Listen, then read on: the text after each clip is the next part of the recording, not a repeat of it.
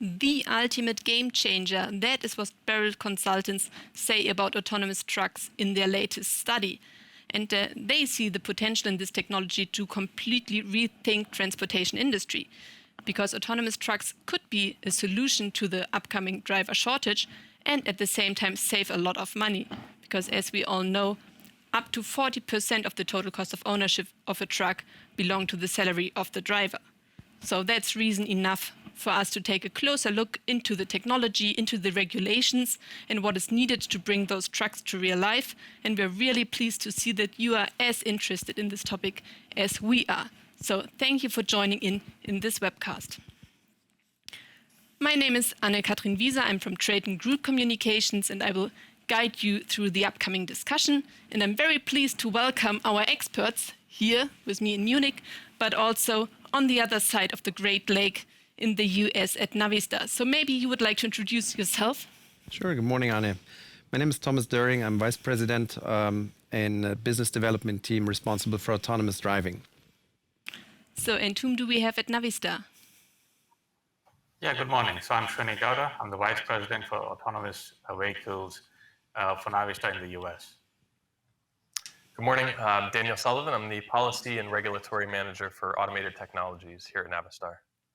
Yeah, thank you all three joining me in this discussion, and I'm sure it will be a pleasure to talk about autonomous driving and the regulations, especially on the US market. For all of you, this session will be recorded, so it will be available for all of you afterwards if you like to take a second look, or maybe a third one and a fourth one. And you will have also the chance to put in your questions. So whenever there's something coming up to your mind, type it into the chat function and it will come directly here to me on the iPad, and we will have the chance to talk to our experts at the end. So I think it's time to start off, and my first question goes to you, Srini. Why is autonomous driving such an important business model for the automotive industry, and especially for commercial vehicles? That's a great question. I think there are three key factors. One is safety, second one is TCO, and third one is driver shortage, as you mentioned previously in the opening statement. From a safety perspective, we all know how central safety is to our customers.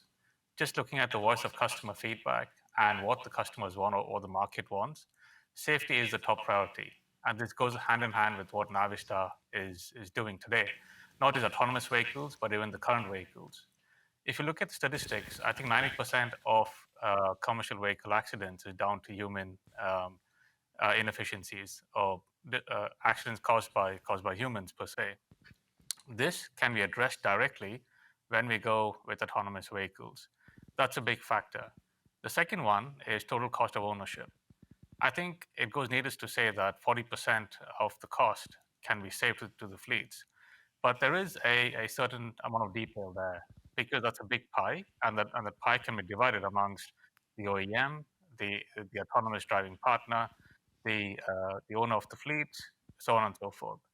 And if you look at the utilization, it goes up through the roof, because autonomous truck doesn't tire, it doesn't need to rest, it doesn't need to sleep, and hence why it makes so much more sense from a TCO, or total cost of ownership perspective. And the third one, and not the least, is driver shortage, as we just discussed. In the US, if you look at the numbers today, I think about 80,000 drivers are short in 2022. If I extrapolate that in 2030, it's about 160,000. And these numbers are from the ATA, or the American Trucking Association. And this just basically backs up the fact that autonomous driving drives the business model for commercial vehicles. And it's beneficial to everybody in the ecosystem. It's not just the end customer, but it's everybody who's involved in the ecosystem that can benefit from it. Yeah, thank you for giving us these insights on the US market. Thomas, how does it look like in Europe? Is it the same? It's very similar, Anne. It's exactly the three topics what Srini mentioned. This is totally true also for Europe. We have also, when it comes to driver shortage, equal figures. We have like 30,000 drivers retiring every year, and only about 17,000 actually newcomers in the market. Also, that's figures for Germany, right? That's figures for Germany. You're totally right. what we also see is, and we're getting a lot of questions from big fleets in terms of driver shortage. How can we support that with autonomous technology? And this is exactly what they're facing already today. So situation is really very similar to the situation Srini just described in the US.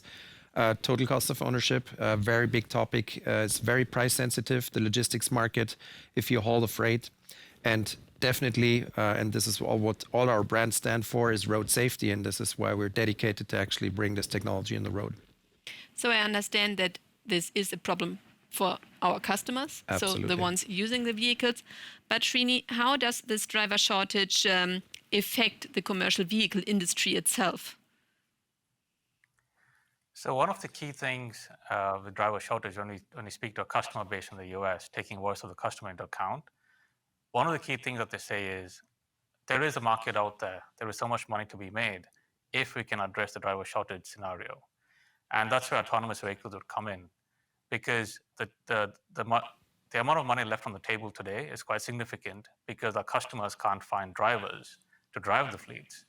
It's not a question of whether we are displacing drivers or we're replacing drivers with autonomous driving technology.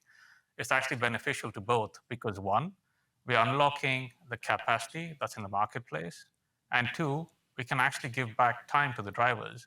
The drivers can go and spend more time with the families back at the home base. So the autonomous vehicle actually unlocks business models, but it also ensures that the drivers get more personal time with the families at home. And this factor really appeases our customers and the marketplace as well. It's a win-win situation. If you look at adoption levels in terms of where autonomous trucks are today and what we look at 2030, 2035, 2040, the fact that autonomous vehicles and regular vehicles will be side by side for the next decades to come basically is testament to the fact that there's a capacity gap in the marketplace, and autonomous vehicles will help unlock that capacity moving forwards. Yeah, thank you. But I think for pushing this technology more forward, it probably needs some decisions. So Daniel, that's a question for you. To what extent is the legal basis considered important for Navistar, of course, but also the other brands in TRATON Group, MAN and Scania, to set those limits and give security when doing R&D? Yeah, thank you for the question. I think it's important that there is a clear understanding of what the legal and regulatory framework is like for manufacturers and also for customers, so that they can develop the vehicles, design and manufacture the vehicles, and then also for planning for customers to want to deploy those vehicles. Currently, there's no significant legislative efforts in Congress to address the deployment of automated vehicle technologies, but there are a couple laws that are being developed, and there is also a working group that Reps Dingell and Lada have developed to try to address this issue of the fact that there's no federal legislation that guides AV technology testing and deployment. States have also independently developed some testing and deployment laws and regulations. And this has some advantages, but it's also created a bit of a patchwork within the US that has some challenges that we face as well. Thomas, do you see the same patchwork situation in Europe, or is it differing between the US and Europe there? No, we actually, to a certain extent, we do see the same patchwork. We are very lucky that in Germany, actually, legislation is pretty far ahead. And we've been pushing over the last couple of years also to get to the next level of legislation. Because a question I very often get from our engineers is, what are we allowed to do? What are we allowed to deploy on public roads? And the answer clearly is twofold. Because one is the testing purpose, and this is, we're talking very individual vehicles. This is possible since many, many years. But what we're striving for is really towards a mass deployment of this technology.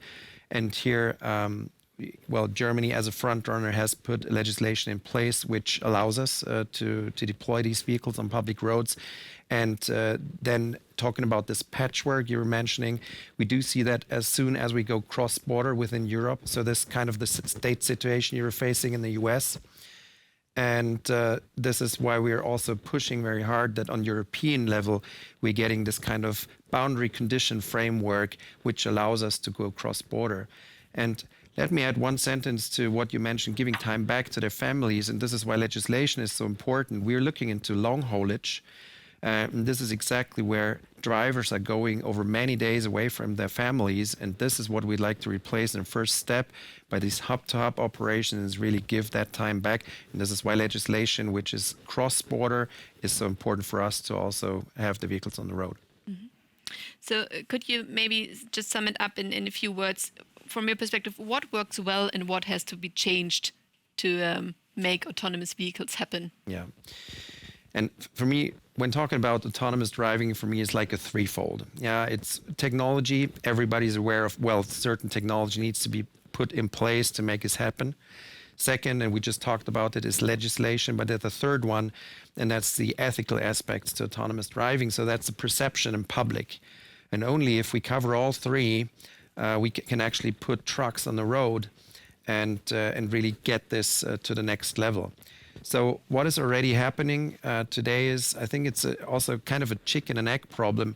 We as an OEM have to prove what is technically feasible in order to give that trust in the technology to people, to really also trust the vehicles. And I mean, it does make a difference, though, when you're standing there and just see a vehicle approaching with no driver. But it does make a difference when a 40-ton truck is approaching. So I guess this is why, a lot of education has to happen over the next couple of years, that also regulators can follow the technology. Mm-hmm. Okay, this education probably is the same in Europe like it is in the US, but I think you are a bit more ahead of the experience with autonomous vehicles because there are more testing vehicles around. Daniel, is there still anything to add from your side where you say it's working well or no, we have to change it? Sure. I think in the US, there's a many decades-long experience with self-certification. The manufacturers are self-certifying the vehicles that they are designing and developing. And this process has worked historically very well, I think, in the US. We'd like to see that continue in the development of ADAS and ADS technologies, so the manufacturers can really build on the years of experience and processes that they have in place, and ensure that the technologies that we are putting on roads are safe and effective for the customers and consumers that are using them and for other road users. I think also that in the absence of federal legislation, there are several states that have taken a leading role in seeing the testing and deployment of these technologies on their roads, particularly thinking about states like Texas and Arizona and Michigan, that have created a safe but effective environment to allow testing to happen and deployment to happen in conjunction with and partnership with law enforcement agencies and state transportation agencies, really creating a collaborative environment that I think has been supportive of the technology, while also proving to be a safe environment to allow such testing to happen. And so I think that's really helped to the US to build on its position of being a leader in this space. So I understand, if I put it together, that in global comparison, the EU is very actively shaping an ecosystem of legislation and regulations to make autonomous trucks happen. But if we look at the technical side, to be honest, the US is still a bit ahead. So to what extent does this affect the truck manufacturers competing for the global leading in this market? Srini, that's maybe a question for you, I guess, looking from the technical side. Yeah, sure. So I think one of the key defining factors is it's almost philosophical, right? So how safe is safe enough? How do you answer that question? How do you put some numbers behind that to say the truck is now safe enough to go driverless on the I-10 or anywhere else in the US? So the safety case is very important on this front. And it's important that the safety case is not engineered in isolation without taking the voice of the customer or the market into account. So what we're doing at Navistar especially, and within the TRATON group as well, in terms of cross-fertilization of ideas and working together, is understanding how do we develop that common framework that is applicable to in the US, with minor modifications that can be done for Europe as well. So looking at a common global platform, a common global solution that can help roll out the solution a lot more quicker than some of the competitors that we see. But the key thing here is it's not about competition, it's not about time to market, because it's about safety. It's about how do we reassure our customer base that we're launching a solution that they're comfortable with. For example, can a customer, such as a big fleet in the US, look at pulling the driver out when they've been running with the driver in for the past 50, 60 years on the particular route? So it's about answering the key question: how safe is safe enough, together with the customer base and not in isolation. Great. So before I come to my next question, I would like to remind you at the screens to send me your questions. I'm quite sure that you're also having some questions to our experts. So please use the chat function, type it in, send it to me. I see it here on the iPad, and then we can come to that Q&A session a little bit later. So send them in. And now, Thomas, I would like to look a bit at TRATON Group, because we are several manufacturers under one roof. Mm-hmm. But what is our corporate mission? Well, I guess the ultimate mission is to make roads safer, and I can just repeat that over and over. And I think we have started that a number of years ago already. So, giving you some examples with our brands in the TRATON Group, like Scania, already deploying vehicles on public roads since 2021. We've started in 2019 with some activities in fenced areas, like in mining. And we were the first ones in Europe to really operate vehicles on public roads. For MAN, they were the first ones operating autonomous vehicles in also geofenced areas like ports. And currently we're exploring a big container hub facility with public roads, where we actually lift containers from trains to the trucks and do this fully autonomous. So this is also kind of a demonstration what is already possible today and where this will lead us. And with these two examples, I think, Srini, you have also a great history of testing, and not just testing, but deploying L4 technology. Maybe you want to comment for the US on that. Yeah, sure. Thanks, Thomas. So in the US, Navistar has been looking at autonomous driving for a while.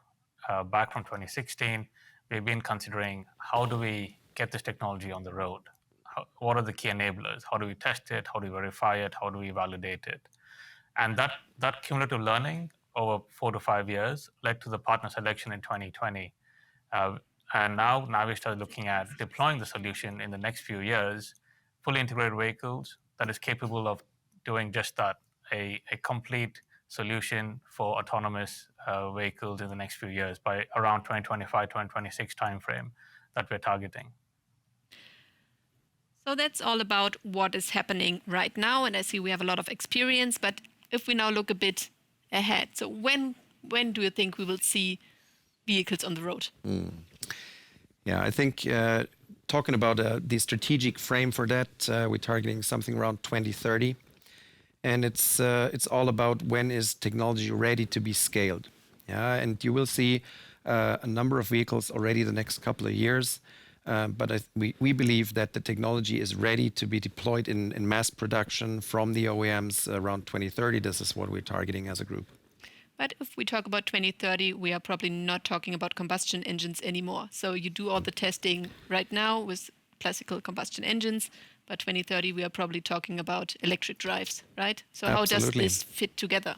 Yeah, this is a perfect match, Anne, and thanks for mentioning that, because electrification is also one of our key paths for the next couple of years to actually come from combustion engines towards more fuel efficient, but also to more CO2 neutral drivetrains. And from a TCO perspective, which is one of the three aspects which we've mentioned at the very beginning, that actually adds another component which is very favorable for operating those type of vehicles. Not just from an environmental perspective, but also from a cost perspective.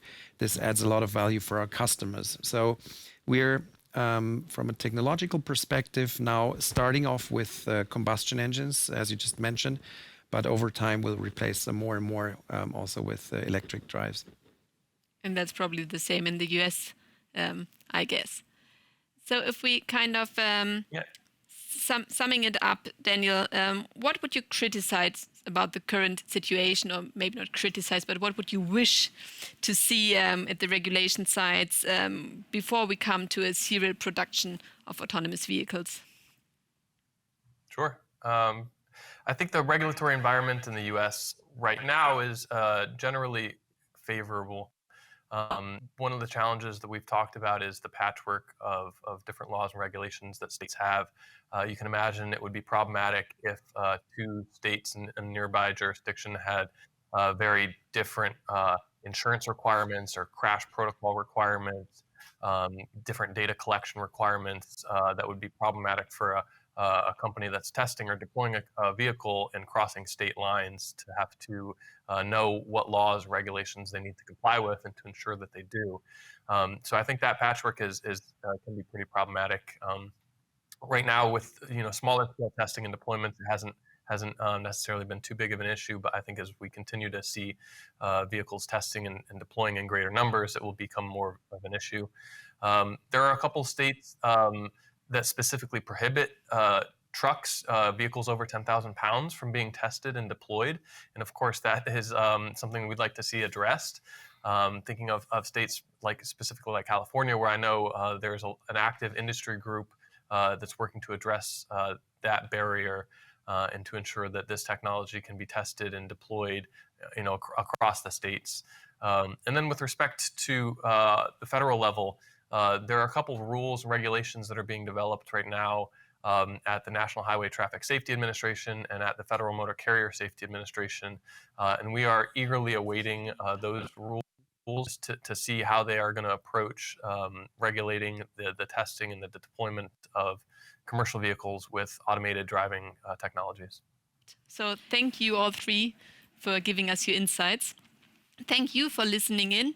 The recording will be available very soon. You can just use the same link like you used for joining us right now. And if there's any question left, just send us an email, and of course we will be happy to provide you with more information. And the same if you have any feedback for us, anything you would like us to take a closer look at, for example, we look also very forward to hearing from you. And I think now it's time to come to an end. And I would like to do so with a quote from Thomas Edison: "The value of an idea lies in the using of it." And with this, I wish all of you a great day and spark some great ideas.